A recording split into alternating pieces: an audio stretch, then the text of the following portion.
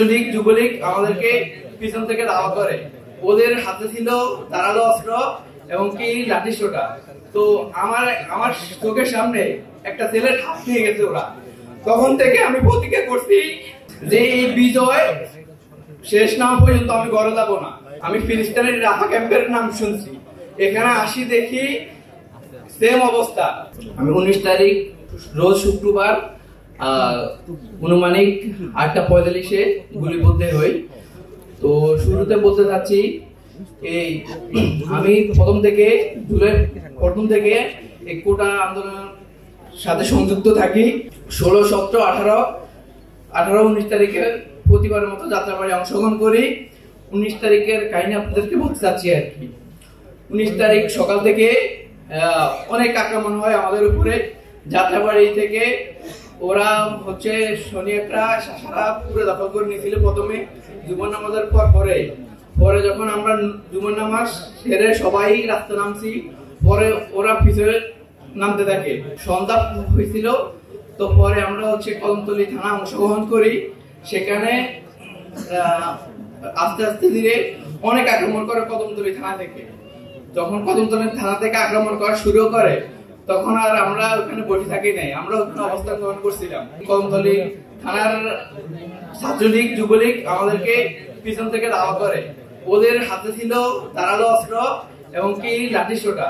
তো আমার চোখের সামনে একটা ছেলের হাত নিয়ে গেছে ওরা। তখন থেকে আমি প্রতিজ্ঞা করছি যে এই বিজয় শেষ না পর্যন্ত আমি ঘরে যাবো না। তখন অনুমানিক 8:45 বাজে, তখন আমরা অবস্থান দখল করি। তখন ওরা আমাদের পিছন থেকে আক্রমণ করে। পিছন থেকে আক্রমণ করার কারণে আমরা পড়ে যাই। পড়ে যাওয়ার পরে আমাকে ওরা তুলে নিয়ে যায়। তুলে নিয়ে যাওয়ার পরে ওরা আমাকে অনেক বেদম মারাধর করে। ওরা এখানে ছিল 50 থেকে 60 জন লোক। ওইখানে আমারে মাটির সাথে পাড়াই লাঠি দিয়ে রড দিয়ে অনেক মারধর করে এবং কি আমার রক্ত আমি খাওয়া লাগছিল। আমার যখন মাথা ভাবে পায়ে দিছিল, তখন আমি প্রথমে পড়ে যাই। পড়ে যাওয়ার পরে ওরা আমাকে থামে নাই, পুরা শরীরের রড দিয়ে অনেক আঘাত করতে থাকে। আঘাত করার পরেও যখন আমি একটু নাড়াচাড়া করি, উপরে উঠতে চেষ্টা করি, তখন ওই আবার আঘাত শুরু করে।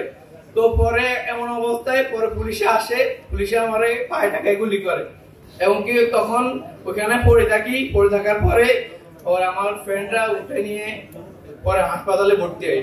তো হাসপাতালে আসি দেখি আমি ফিলিস্তিনের রাফা ক্যাম্পের নাম শুনছি, এখানে আসি দেখি সেম অবস্থা। লোক দৌড়াদৌড়ি করতেছে, কেউ হাত নাই, কেউ চোখ নাই, গুলিবিদ্ধ এবং কি অনেক কান্না আহাজানি করতেছে। তখন আমি ভাবতেছি আমার থেকে অনেক মানুষ আক্রমণ আছে। তখন আমি ওখানে ব্যথা বলে গেছিলাম, দেখতেছি অনেকের রক্ত টেপে টেপে পড়তেছে। তো আমি পরে আমার ওখানে চিকিৎসা রাত 2টা বাজার পরে যে পরের দিন সকালেও আমরা হাসপাতালে নিরাপদ ছিলাম না। এখানে পুলিশ, তারপরে সিআইডি লোক আমাদেরকে এখানে প্রচুর ষড়যন্ত্র করে এবং কি বলতেছে তোরা এই আন্দোলন কেন গেছিলি, কেন কি দরকার ছিল, এবং কি আমাদের ছবি সহ ওরা তুলে নিয়ে গেছিল। এবং কি ওইখানে ডাক্তার আমাদেরকে খারাপ ব্যবহার করছিল। প্রথমে বলছিল যে আমার এই অবস্থা, এখন আমি হাঁটতেছি কোন রকম, ওইখানে বলছে তোমার পা টিকানো যাবে না, তোমার পা কাটা লাগবে এবং কি হুমকি দিতে থাকে। পরে আমার বড় ভাই ওইখানে পা কাটতে দেয় না ওদেরকে। পরে আমি কেবিনে উঠি। কেবিনে উঠার পরেও ওরা আমাদেরকে রাস্তায় আক্রমণ করতো, বলতো যে যদি তুই এখান থেকে পালাই যালে তোর এখান তুলে নিয়ে আসবো এবং কি তুই যেখানে যাস তোর ফ্যামিলি সহ তুলে নিয়ে আসবো এবং কি আমার এনআইডি কার্ড সহ সবগুলো ওরা রেখে দিয়েছিল। তো আল্লাহর রহমতে আমরা একটা বিজয় গ্রহণ করি। সেই বিজয়ের পরে যে কষ্ট দুঃখ চলে গেছিল।